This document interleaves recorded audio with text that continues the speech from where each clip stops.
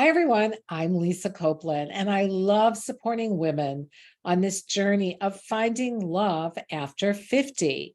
And today we're going to be talking about the 3 top do's and don'ts for single women who are looking to meet the right guy. But before we get started, I would love if you like this video that you actually like it. Hit the like button and add a comment. I love hearing what you have to say. And of course, subscribe, because that way you'll get to see a video when it comes out.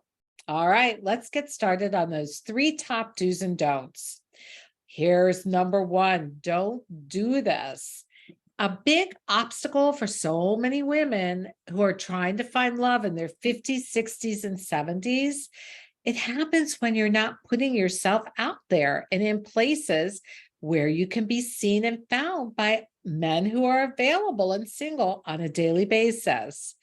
Men can't find you when you're hiding at home every night. And with COVID having been here, we got used to being home, and it takes a lot more effort to go out there, but it's really worth it. Even though I know it feels great after a long day of work to come home and snuggle up with a good book, your favorite TV show, your cat, your dog snuggling up with you. You need at least once or twice a week to get out there where you have exposure to men, whether it's in person or online. And it's not happening if your nightly routine is coming home and turning on the TV.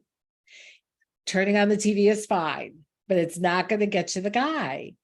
No one's going to know you're available. And even worse, they can't find you behind the closed door of your home.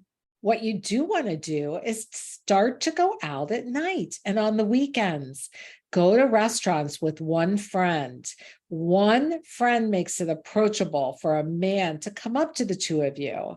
And I have seen men at all kinds of restaurants on weeknights, not so much on weekends. Also, go and take classes where men might be. Golfing is a perfect example of this.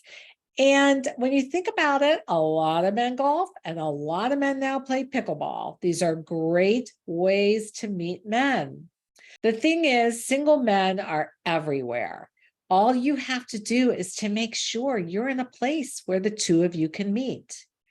Number 2, don't have a vision that is so narrow when it comes to the kind of men you're willing to date. Most women think that they want a man who's like Richard Gere in Pretty Women. He's rich, he's sassy, and he has a heart. He's also gorgeous, but Richard Gere is a made-up movie romance, and he may be amazing on the screen, but who knows what he's like in real life. So be careful of making it so difficult to find a good guy. Instead, here's what you want to do.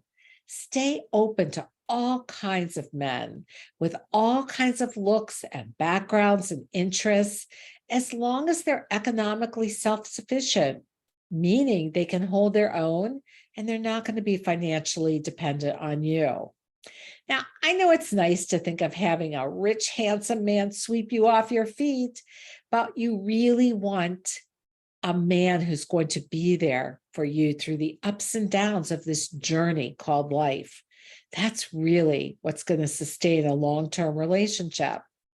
And that type of man who will have your back, he's a keeper. Number 3, don't give up on dating after 1 or even 5 bad dates. There is no doubt about it that without the right skill set and support in place, dating can be hard. It's why I teach women all the time how to create a dating blueprint for meeting men. It gives them a clear vision of their next step for finding the right guy. And just remember, you don't have to take a giant step to get out of a dating rut. All you need is one baby step forward that can inspire and motivate you to keep moving forward towards your dream. Do this instead. Dating has a learning curve, just like every new endeavor does. You've got to be persistent and consistent by having a plan in place for meeting quality men. And you want to go out there having fun, meeting new and interesting men. If they're not a romantic interest, consider making a man your friend. And instead of quitting when a date goes bad, chalk it up as being one man closer to the one you're looking for. He is out there waiting for you. And if you're not sure what your next step is, then let's set up a complimentary Find Your Mr. Right breakthrough session to talk about how finding love after 50 can happen for you. Just take a minute to tell me a little bit about your dating journey in the link below, and we'll send you a link to my calendar and set up a time for you and I to speak about how you can make this happen in your life. And as always, I want to leave you with a little bit of inspiration. And this time, it is possible to find a good man in your 60s. My client Jeannie did. And she wrote to me and she said, I'm thrilled to say I found him, or we found each other and it is going great. I have to say, he is nothing like the guys I was in relationship with in the past. Your pattern chart exercise was so helpful and pointed out some poor repeated behavior choices I set out to change or avoid this time around. And that, along with learning how to rephrase things in man language and remembering I can be a flirty girl, made a huge, huge difference in dating.